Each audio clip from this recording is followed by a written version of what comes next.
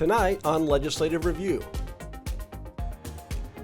Proposals to put new taxes on big tech companies and self-service storage units. Plus, health care for juveniles in state custody. This is Legislative Review. Thanks for joining us for Legislative Review. I'm Mike Bay, standing in for Angela Nolasco. A bill heard by the House Finance Committee Tuesday could have a big impact on the state's tech companies and workforce investments. House Bill 1839 aims to increase investments in workforce education by changing how tech companies pay certain taxes. Currently, some big tech companies are subject to an additional tax called the Advanced Computing Surcharge if they have over $25 billion in global revenue. This surcharge is set at 1.22%, but there's a cap, meaning no company pays more than $9 million a year with this additional tax. The bill proposes removing that cap, which would mean that very large tech companies could pay more in taxes to create a larger pool of funds for workforce education in the state. Those funds would go to the Workforce Education Investment Account, an account approved by the legislature in 2019 that helps support education and training for workers. If passed, no new state funding would be required for this change, and it is not expected to affect other parts of the state's tax structure. Democratic State Representative Julia Reed sponsored the bill. She said it would help address the shortage of college degrees in the state's technology sector and other industries like manufacturing and agriculture. This bill addresses a rare tax, one that businesses agreed to place on themselves. It's the account that allows our state to provide the most generous college grant aid of any state in the nation, and that account is funded on this surcharge that advanced computing businesses pay because those are the businesses that most need and rely on college-educated graduates. We hope to direct this revenue towards some of the work that those who are paying the tax, who supported the ACS tax in the first place, that those businesses anticipated that funding would go to support. Advocates say this would free up more resources to improve education and job training, especially in high-demand fields. Financial aid is an investment that changes lives. With current budget shortfall projections and the freezing of federal funds, students are worried. We are worried about losing both state and federal support. With this bill, we can ensure that higher education continues to have sustainable funding and continues investing in Washington's future. Critics argue that imposing higher tax bills for big tech companies will drive them away from doing business in Washington or reduce their state operations. They also say extra costs could be passed down to consumers in the form of higher prices, and that tech companies may reduce jobs or resort to mass layoffs. The concerns we have is that none of the companies that are paying into this account were consulted about this prior to it being introduced. This bill would put another $500 million of their paying into this funds in the midst of many of these companies doing layoffs. And this would send a signal that Washington is not welcoming to these industries. The Finance Committee also discussed House Bill 1907, which concerns the taxation of rental units at self-storage facilities. Currently, when people rent storage space, the rental is not taxed with the Business and Occupation Tax, or B&O tax, or the retail sales tax, because it's considered a rental of real estate. The bill proposes to reclassify those rentals. If enacted, renting storage space at self-storage facilities would be treated like a regular retail sale, meaning the business would be subject to both the B&O tax and the retail sales tax, which would apply regardless of how long the rental period is. In addition to the B&O tax on the business, individuals renting storage space would pay a retail sales tax on their rent.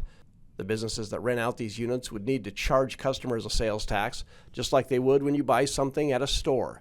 The bill is designed to raise additional tax revenue to help fund programs supporting affordable housing and cooperatively owned manufactured home communities in the state.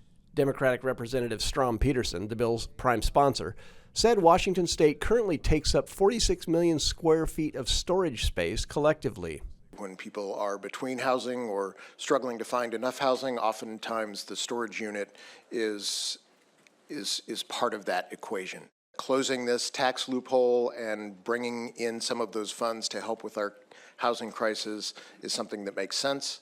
I think it's a modest proposal, and believe that storage units, again, being part of the kind of the housing continuum, I think does make sense that they kind of work to help us negotiate the crisis that we're in. However, not everyone is on board. The bill received pushback from self-storage companies who say passing the bill would be unconstitutional and be burdensome to small mom-and-pop storage rental facilities.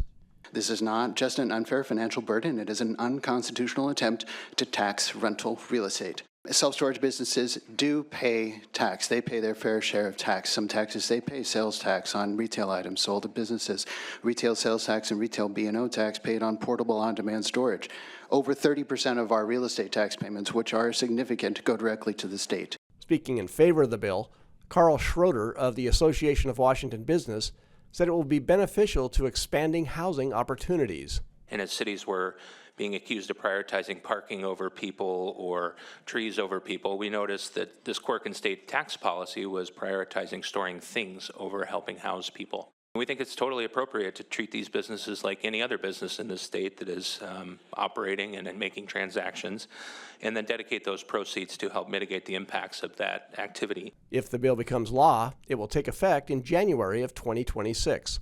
So ordered. Substitute Senate Bill 5128. The Secretary will read. An act relating to medical services for individuals in juvenile detention facilities. From the House, we move to the Senate floor, where several bills were debated Tuesday morning. Among them, Senate Bill 5128, which aims to improve access to medical care for juveniles in detention facilities to avoid health care disruptions and support their transition back into the community. Currently, when young people are detained in juvenile detention, their Medicaid coverage can be suspended, causing gaps in their care when they are released. The bill seeks to address that issue. Under the proposal, juvenile facilities and facilities operated by the Department of Children, Youth, and Families, or DCYF, will be required to maintain Medicaid coverage for juveniles during their time in custody, avoiding interruptions in medical services. Advocates say this change is important, especially to juveniles who are only incarcerated for short periods, sometimes less than 30 days, where Medicaid coverage can be suspended during this time. Democratic Senator Claire Wilson sponsored the bill.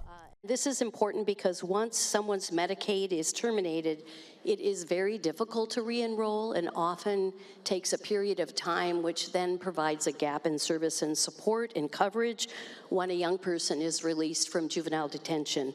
Critics of the bill argue it will be a financial and logistical burden to the state, given the unpredictable number of juveniles in detention facilities. Republican Senator Leonard Christian opposed the measure. We keep having to focus on the young folks in crime, instead of the victims. The victims are not getting these support services. This is just, again, expanding government, expanding the state. We can't afford it. It's not the right thing to do at this time. If there are no further remarks, the question before the Senate is final passage of and substitute Senate Bill 5128. The Secretary will call the roll.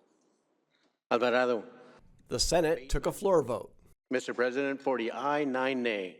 Having received a constitutional majority, and substitute Senate Bill 5128 is declared passed. The title of the bill will be the title of the act. The bill passed with 40 votes in favor and 9 opposed. It now heads to the House for consideration. That's it for Legislative Review. Catch us each night at 8 and 11 p.m. on TVW or online at tvw.org. And remember, you can watch the complete hearings anytime online at tvw.org.